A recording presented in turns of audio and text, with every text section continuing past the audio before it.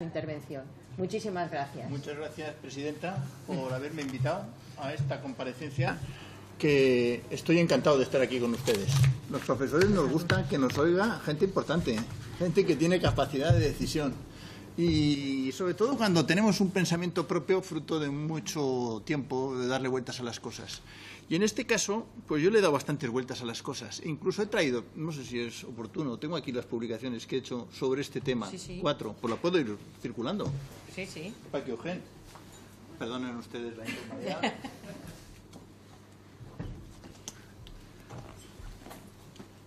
Pues Pablo, si quieres.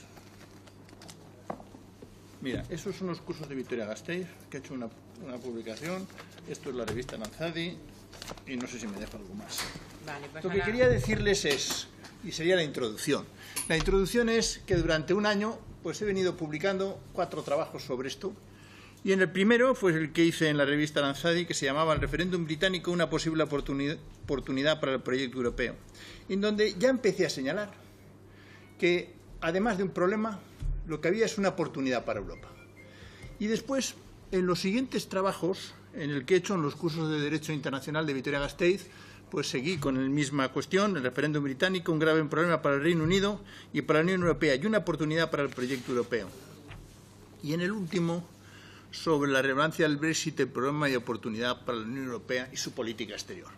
Dada mi especialidad, bueno, tengo otros 2 trabajos que están por ahí, en relación al tema de política exterior y al tema de defensa. Dada mi especialidad, y teniendo en cuenta que los otros intervinientes van a tratar de los temas más generales, me voy a referir, y el poco tiempo que tengo, me voy a referir especialmente al tema de la política exterior, de la seguridad y la defensa. La tesis central que yo mantengo es que el Brexit, cuando se produjo, nos pareció que iba a producirse una salida en cascada, en cadena, y que iba a amenazar el proyecto de integración europea. Año y medio después, hay un cierto consenso general de que ha ocurrido lo contrario. El Brexit ha producido una cohesión entre los Estados miembros, entre este y las instituciones y entre los ciudadanos europeos. Solo citaré los últimos eurobarómetros, que se ve que ha cambiado completamente la inflexión de la tendencia de la aceptación. Ha subido casi 10 puntos en un año la aceptación del proyecto europeo, que había caído desde el 2008 de una forma muy considerable.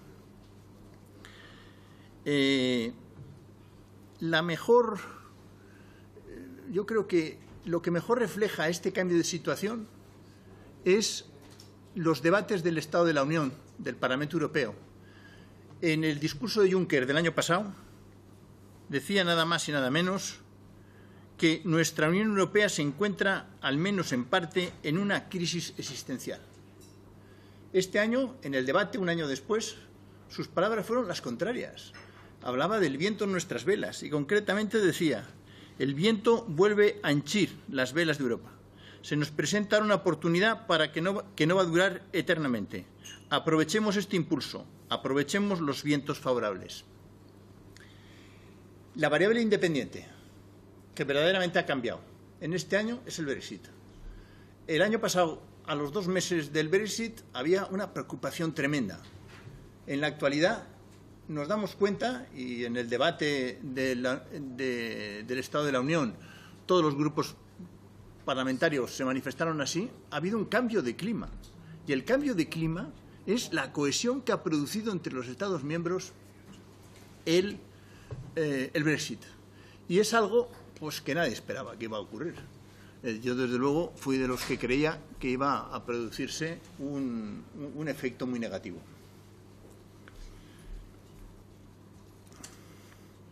No hace falta recordar los datos del referéndum británico, que ustedes conocen por muy poca diferencia.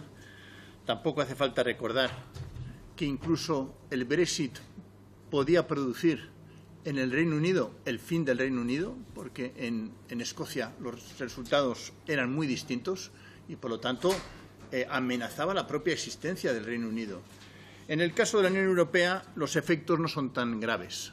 La Unión Europea existía antes del Reino Unido y va a seguir existiendo. Y lo que ha ocurrido es precisamente lo contrario. Ha fortalecido la Unión Europea. la decisión el Reino Unido plantea la retirada el 29 de marzo. Al día siguiente el presidente del Consejo hace una respuesta provisional. Ya fija las bases claras de cuáles son las orientaciones. El Parlamento Europeo el día 5 de abril plantea una resolución que es casi idéntica y el 29 de abril el Consejo Europeo formalmente ratifica y después, a principios de mayo, la Comisión plantea la estrategia negociadora. De tal manera que las tres instituciones se plantean con claridad en relación a la posición que hay que mantenerse respecto al Brexit. Al principio nadie creía que iba a pasar esto. El Reino Unido intentó negociar con país y no le salió.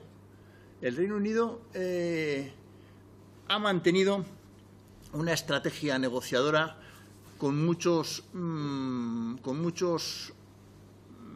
poco clara. Precisamente por eso el New York Times le llamaba a la señora May la señora Maybe, porque iba cambiando completamente. Y yo creo que eso refleja tremendamente la posición negociadora. Pero eso es debido a que no tenían claro cuál era el objetivo. Y además, cuando la señora May y el gobierno británico ve la posición negociadora de la Unión Europea, que es completamente sólida y unívoca, se asustan. Y es cuando convoca las elecciones el 5 de junio. Y ahí es donde viene el error fundamental, porque en vez de tener una mayoría absoluta, creyendo que iba a tener más mayoría, tiene menos. Y ahí es donde ya su capacidad negociadora ha disminuido y ha ido completamente para atrás. Y donde ha tenido pues grandes vaivenes y grandes dudas. Yo tuve oportunidad de hacer el informe del Parlamento Europeo, uno de los informes del Parlamento Europeo, respecto a la negociación anterior, en la negociación de febrero. Y ese informe fue embargado por el Parlamento porque yo estaba entre los que decíamos que no tenía tanta importancia la negociación que se había hecho y que al final se había cedido poco. Y para que no influyera en el referéndum, nos dijeron que no habláramos de eso. Y no se publicó hasta después del referéndum. Con eso, lo que quiero resaltar es que en esa negociación el Reino Unido tuvo muchísima fuerza y muchísima capacidad. Después, esto es algo así, un compañero explicaba en un coloquio, que esto es algo así como cuando un secuestrador secuestra un banco y pide 1000 cosas. Le dan todo hasta que revienta la bomba. Esto es igual. El Reino Unido durante 40 años ha tenido una capacidad negociadora por encima de su peso. En cuanto ha estallado la bomba y que ya se ha visto que se va, tiene una capacidad negociadora incluso por debajo de su peso. El Reino Unido es un quinto, un sexto, según en población, comercio, distintos indicadores. Anda ahí. Cuando negociaba las reformas profundas, incluso constitucionales, que consiguió vetar, consiguió modelizar, consiguió obstruir, el Reino Unido pesaba casi como todos los demás juntos. Ahora pesa menos de lo que pesa. Esto es importantísimo para comprender la lógica y el resultado de las negociaciones. No voy a hablar, porque no me da tiempo, de cómo ha sido el proceso del Reino Unido en la Unión Europea, pero sí llegar a una conclusión. Ha obstruido el proceso de integración, especialmente en la senda federal y concretamente en 3 pilares: la Unión Económica y Monetaria, y ahora la bancaria y la fiscal, el desarrollo del modelo social y la política de defensa. En materia de política de defensa se ha producido una auténtica paradoja. El Reino Unido vetó sistemáticamente el desarrollo de una política de defensa. Ahora, como saben ustedes, se está poniendo en marcha, se ha tomado una decisión en el mes de junio sobre la cooperación institucional permanente, que en definitiva implica el desarrollo de una política de defensa autónoma que tiene capacidad de intervención rápida y que, como saben ustedes, está en el momento de evaluación de los Estados y se va a decidir en el mes de diciembre. El último informe, que lo tengo aquí, del mes de septiembre, de finales de septiembre, del Gobierno británico sobre la defensa, llega a decir que ellos van a estar en la primera velocidad de la defensa estando fuera. Es decir, Es decir, han vetado cualquier desarrollo y ahora, que además eso es muy complicado, a ver, ¿cómo van a estar dentro estando fuera? Eso es un tema que, si tienen ustedes interés, hablamos después más despacio. Pero sí quería señalarles esa enorme paradoja. Los expertos dicen que eso es debido a la preocupación que tiene con el tema de la seguridad interior y del terrorismo, y que hay un vínculo entre seguridad interior y exterior, y que ese es el que hace que Clara digan. Pero fíjense lo que son las cosas. Estaba leyendo ahora aquí mis notas de la señora May cuando en la carta de solicitud del día 29 va a decir que si no hay acuerdo comercial favorable no va a haber política de seguridad y defensa. O sea, hace 6 meses estaba amenazando con el tema de la seguridad y defensa. Lo que cambian las cosas y a qué velocidad. Ahora en el informe oficial dicen, no, nosotros en seguridad y defensa vamos a estar, no solo aceptamos donde estamos, sino nos vamos a meter en lo que haga falta. Es más, la semana pasada han decidido incorporar 5.000 millones al fondo que ha creado la Comisión para Investigación y Desarrollo en materia de defensa, que han estado vetando durante 3 años. El cambio es copernicano.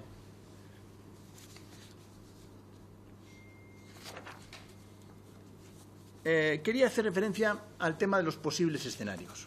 Este es un tema muy poco claro y que cada uno de los que hablamos de esto decimos una cosa distinta. Yo, siguiendo la última literatura que he visto, sobre todo escocesa, llego a la conclusión de que ahora mismo hay 6 escenarios posibles. ¿Y por qué hago los escenarios? Porque para ver las consecuencias que va a tener para nosotros o para la Unión Europea es imprescindible saber lo que va a pasar. ¿Cuál es el problema? Que no sabemos lo que va a pasar. Pero sí sabemos lo que va a pasar es que hemos conseguido cohesión. Esa es la primera consecuencia importante, que a veces no se pone de relieve. Y en relación y en materia de política exterior hemos ganado mucho, porque vamos a ganar coherencia, a pesar de que hemos perdido, es que hablo así a trompicones porque estoy viendo que se me echa el tiempo encima, a pesar de que hemos perdido, a pesar de que al salir del Reino Unido, la Unión Europea va a dejar de ser la primera potencia económica mundial, va a ser la primera potencia comercial. Por poco, pero va a dejar de serlo. Sin embargo, va a ganar en cohesión, va a ganar en posibilidad de desarrollar una política exterior más coherente. Está ganando, está ya en este periodo transitorio consiguiendo ciertos resultados. Los escenarios. El primero es ruptura sin acuerdo. El 30 de marzo, por cierto, ya está convocado el posible Consejo Europeo del día 30 de marzo, que va a ser en Silvio, porque es presidencia en Rumanía, porque es presidencia rumana. El 30 de marzo del día 18. La segunda sería que esta situación se podría producir por 2 circunstancias distintas. Primero, porque no se llega a un acuerdo, o también, que se ve en el documento británico, porque una vez llegado al acuerdo, como ustedes saben, se han comprometido a pasar otra vez por el Parlamento. Puede ocurrir que el Parlamento, una vez llegado a un acuerdo, rechace ese documento. En ese caso, si se hace con muy poco tiempo, la única posibilidad es de forma automática la salida. La segunda hipótesis suele ser la del acuerdo duro. Esto implica que se quedan fuera de casi todo y se llegaría a algunas concesiones de carácter económico y comercial futuras en el acuerdo futuro que se desarrolla. La tercera, que es la que parece que ahora va para adelante, pero yo no me atrevo a pronunciarme por ninguna y sobre todo a descartarla. Habrá algunas que parece que tienen más posibilidades que otras, pero creo que las 6 están abiertas.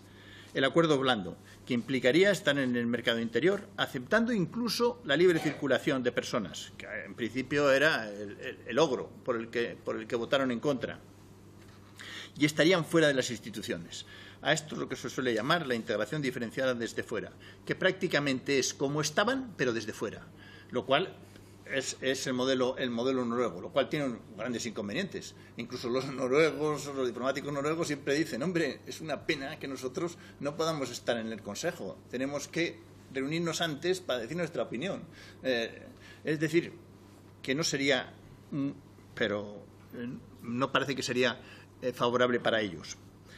La cuarta es la adaptación de un acuerdo transitorio de 2 o 3 años. He visto ahora una petición británica que hablan incluso de 5, en el que estarían dentro a efectos económicos y sociales, pero en este caso aceptando la fecha del 29 que se marcha.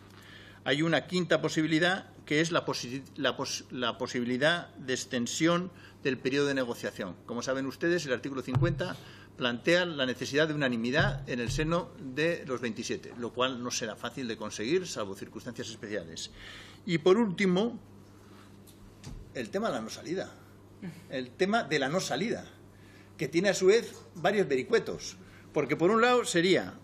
he leído esta semana o la anterior de un miembro de la Cámara de los Lores importante, un artículo donde viene a decir que si el Parlamento dice que no, habrá que convocar un segundo referéndum.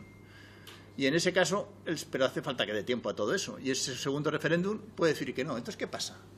¿Se puede retirar? ¿Hay la posibilidad de revocación de la retirada? O sea, ¿hay capacidad de retirar de la retirada? La doctrina jurídica está dividida. Y hay unos que dicen que sí y otros que dicen que no. Sobre todo si es como consecuencia del acuerdo, de que no les gusta el acuerdo que se ha llegado, dicen que no. Salvo que los 27 por unanimidad acepten la retirada. Bueno, este es un tema que es muy largo y hay muchas posiciones distintas respecto. Mi compañera Araceli Mangas le dará mejores vueltas que las que le doy yo a este tema de la revocación, de la retirada, porque no es tan sencillo. Es decir, si se retiran, ¿se quedan? Pues eso no está nada claro. Es un tema largo. Para poder, simplemente he apuntado algunas reflexiones. Lo que sí cabe es que de una forma o de otra, yo no sé cómo, pero cada vez se ve más claro que esa idea de que no se vayan no hay que descartarla. Bien entendido que si se quedan se va a ser como el hijo pródigo, van a quedarse en peores condiciones, no van a quedarse con la posibilidad que tenían antes de una capacidad de negociación enorme y donde vetaban casi todo. La política exterior. Pues de la política exterior lo que podría decir es que se está produciendo desde su salida un desarrollo de la política exterior. El documento básico es la aprobación en el mes de junio. 5 días después, el 28, se aprueba la Estrategia Global para la Política Exterior y Seguridad Común, que tiene una enorme importancia. En aquel momento, muchos compañeros y en muchos think tanks españoles y de otros países pensaron que la estrategia global no servía para nada. Hoy hay un consenso general que es lo que ha servido para fijar el rumbo en política exterior en la Unión Europea. Ha cambiado completamente el asunto. No hay que olvidar que la diplomacia europea se ha consolidado en los últimos años y que está en pleno funcionamiento. En definitiva, hay una ministra que es Mogherini, hay un servicio central con 2.000 funcionarios y hay unas embajadas, 140, con otros 2.000 funcionarios, y que empieza a dar resultados. Y sobre todo la estrategia global ha sabido capitalizar. O sea, se criticaba porque no era el momento. Es más, la estrategia global ni siquiera se aprobó, solo se presentó, porque el Consejo, 5 días después del Brexit, estaba preocupado en qué hacían con los británicos, como para empezar a estudiar. Algunos decían que eso había que dejarlo para otro momento. Sin embargo, en la medida en que ha habido estrategia, ha habido capacidad de centrar y dirigir el rumbo de la política exterior y, sobre todo, que había dos grandes circunstancias. Una, el Brexit, que se ha convertido en un federador interno, y el presidente Trump, que se ha convertido en un federador externo. La política errática del presidente, por decir algo suave, ha posibilitado que la Unión Europea fije posición común en casi todo. Y además, la prensa se fija en el eje franco-alemán, pero quien está tomando la iniciativa es Mogherini. Y por cierto, se suele olvidar siempre, no me va a dar tiempo, en materia de defensa. En materia de defensa resulta que hay dos diplomáticos españoles. El alto representante adjunto para la política exterior y defensa es Serrano de Haro. Es un diplomático español que en la prensa española no aparece. Que no sé por qué, cuando es un tipo clave, es el que está dando el empujón. Y luego está otro compañero tuyo, que es Jorge Domecq, que es el presidente ejecutivo de la Agencia Europea de Defensa, que tiene muchísima importancia. Y además, para hablar con claridad, me dicen que no hay ningún problema político con el gobierno, ni ninguno. Es simplemente que los medios de comunicación a veces, no acaban de centrar en los temas centrales. Perdonen esta reflexión un poco crítica, pero a mí me llama la atención que estos dos señores estuve en Italia hace unos días, había una entrevista con Serrano de Aro inmensa. Yo no he visto en el ABC o en El País ninguna entrevista a ninguno de los dos, cuando son los responsables de este cambio. Y sobre todo, ¿por qué pongo el énfasis en esto? Porque el Reino Unido se va y quiere estar dentro de la nueva política de defensa. Eso es lo que más me llama la atención. Quiere decir que el que se vaya, primero desbloqueado, y segundo, ahora está en marcha y a punto de tomar la decisión de quién hace qué y cuántos entran en la cooperación estructural permanente. Pero sobre todo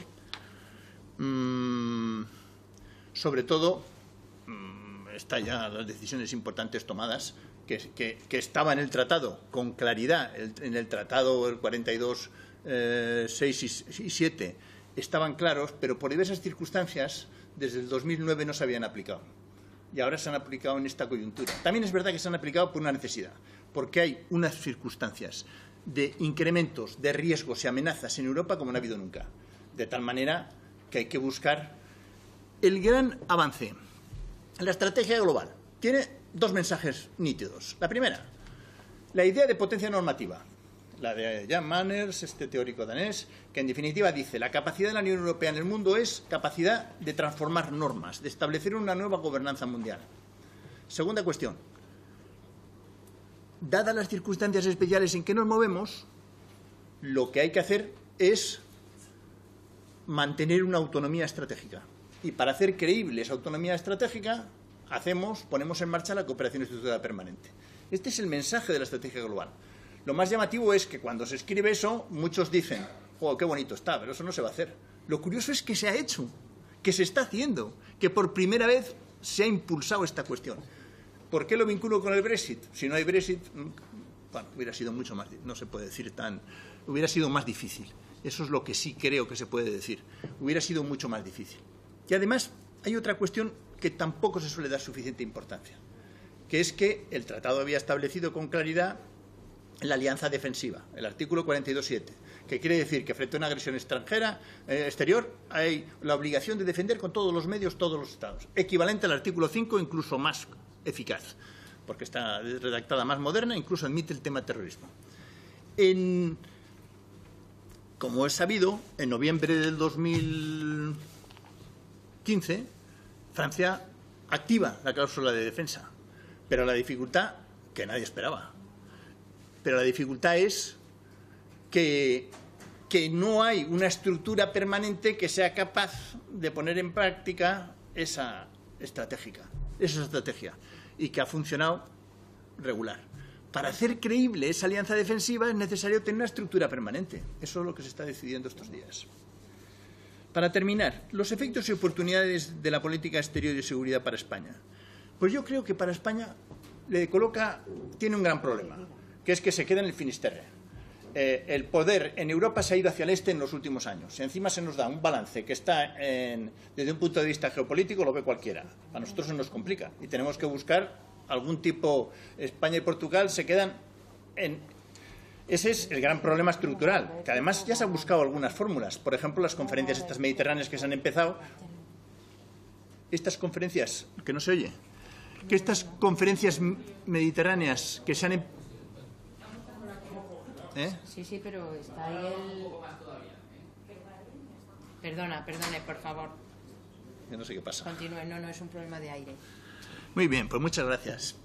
Estaba diciendo que hay un dato objetivo. Si se va al Reino Unido, nosotros nos quedamos en la esquina, nos quedamos en el Finisterre. Se han hecho algunas medidas que no están mal para compensar esto. Por ejemplo, las conferencias mediterráneas que se han empezado con este gobierno en los últimos 3 años. Sin embargo, habría que hacer más cosas. Pero tiene muchas ventajas que no se habla. La primera, el que no me ha dado tiempo a explicar, que ha habido un proyecto importante sobre el futuro de Europa, que es el de la Comisión. Antes está el del Parlamento, el de Verhofstadt. Después está el de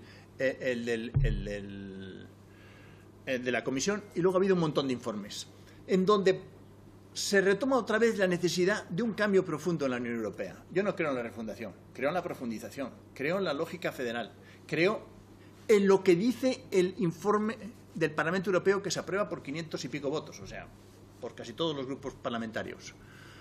por todos, incluido alguno más que antes habéis hecho referencia, porque en definitiva, que no suelen apoyar este tipo de informes, porque en definitiva están planteando la necesidad de un cambio político profundo.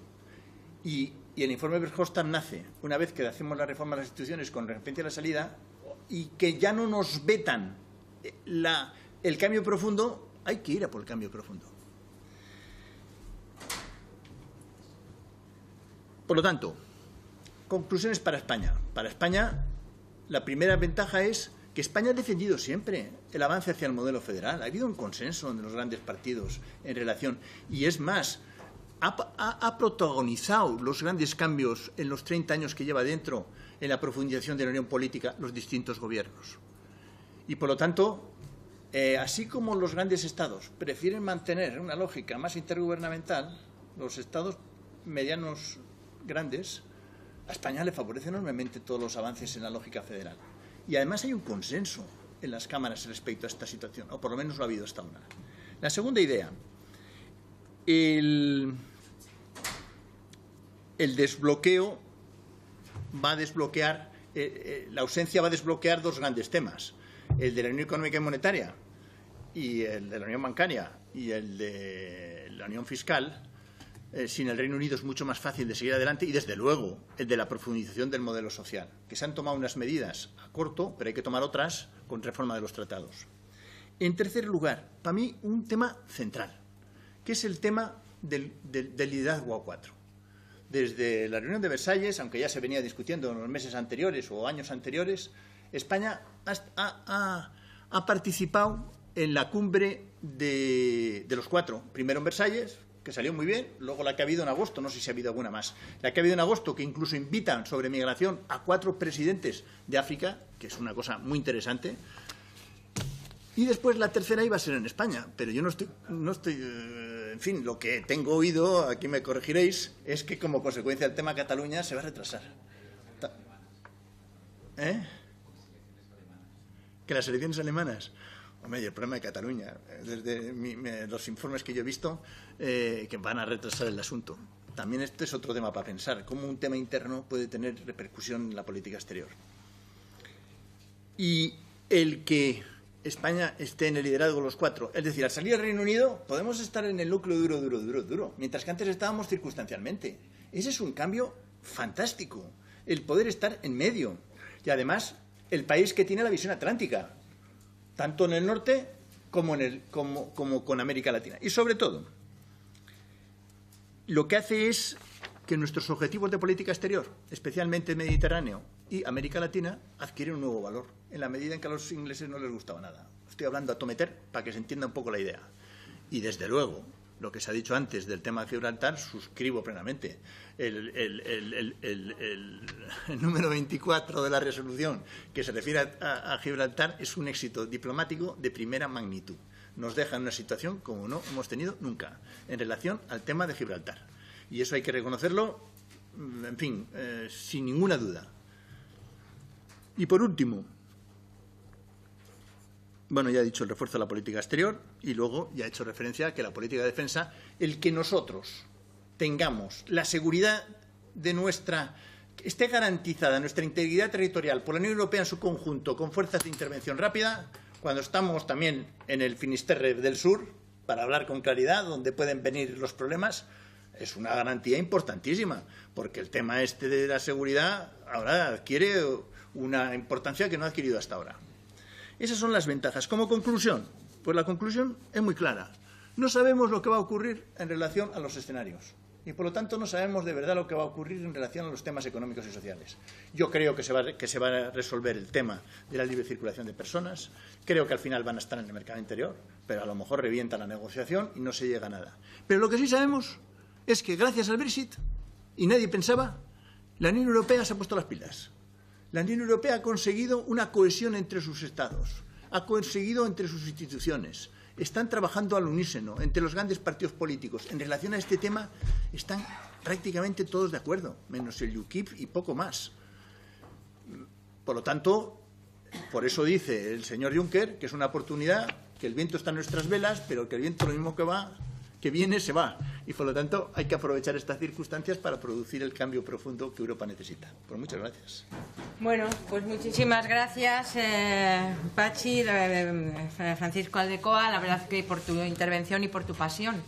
Lo que sucede es que se tiene que ir porque tienes que coger un avión a las 7:10, tienes que estar embarcando. Sí. Con lo cual no me da tiempo a dar palabras a los grupos, Bueno, sí, porque con mucho gusto les no, pero no podría reaccionar ante ellos. Sí, a mí entonces, sí perdone, presidenta, pero no, si les doy la palabra, no coges el avión, sí, porque vamos a ver, pero yo he venido aquí encantado, pero a oírles, no solo a soltar el rollo, sino, perdón la expresión. No, quiero decir que se produce una intervención y luego una reacción por parte del interviniente, pero si tienes que irte ahí 20 y 25. No merece la pena, yo creo que le despedimos y pasamos a... Pues lo siento no escucharles a ustedes, señorías, porque quería haberles escuchado. Muy bien, Muchas gracias. pues muchísimas gracias.